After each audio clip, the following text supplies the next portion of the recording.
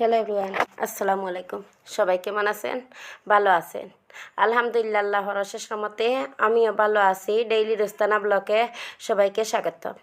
এখন বাজের রাত 7:30, আর আমি রাত্রে 7:30 এই ভিডিওটা শুরু করছি। আর আজকের ভিডিওটা শুরু হলো, দেখুন একটু রেসিপি আপনাদের সাথে শেয়ার করব আমি।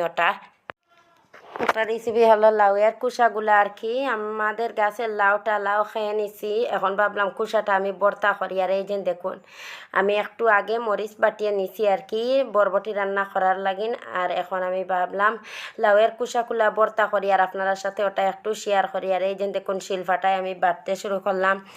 লাউয়ের কুসা দিয়ে বরবটি দিয়ে একসাথে আর কি একটু সিদ্ধ দিয়ে আর কি, মানে একটু একটু জল দিয়ে আর কি সিদ্ধ দিয়ে সাথে ফুকা মরিচও দিয়ে ওটাই এখন আমি শিলফাটায় বাটিয়ে নেওয়ার আর ভর্তাগুলা বানিয়ে দেখি অনেক স্বাদ আর কি। আমার মতন খেয়ে এই ধরনের ভর্তা খেয়ে নিতে অনেক ভালো পায়। আর আমাদের ঘরে তো আমার বাচ্চারা অনেক ভালো পায় বিশেষ করে। আর এই যে দেখুন, আমি ভর্তাগুলা শিলভাটায় বাটিয়ে নিলাম আর ভর্তাগুলা দেখে ইচ্ছা হয়েছে কতগুলা ভাত যেন খেয়ে নিমু। আর এই যে দেখুন, আমার ভর্তাগুলা গল্প করতে করতে আপনার সাথে আমার ভর্তা বানানি শেষ। আর এই যে দেখুন, আমার ছোটো ছেলে দুপুরে ভাত খায় নি, টিউশনি থেকে এসে ও নমাজ পড়ে বসে আছে, একটু ভাত খেয়ে নিত নিয়ে পড়তে বসে তো। আর এই যে দেখুন, আমি শুটকিগুলা তেলের মধ্যে ভাজা করে আর কি আমি বাড়তে দিয়া দিলাম। আর যে দেখুন, আমার ভর্তাগুলা কেমন হইলো আপনারা কমেন্ট করে জানাইবেন। ফেসবুক পেজ থেকে দেখে থাকলে আমাকে একটু ফলো করবেন, ইউটিউব চ্যানেল থেকে দেখে থাকলে একটা লাইক সাবস্ক্রাইবার দিয়ে আমাকে পাশে রাখবেন।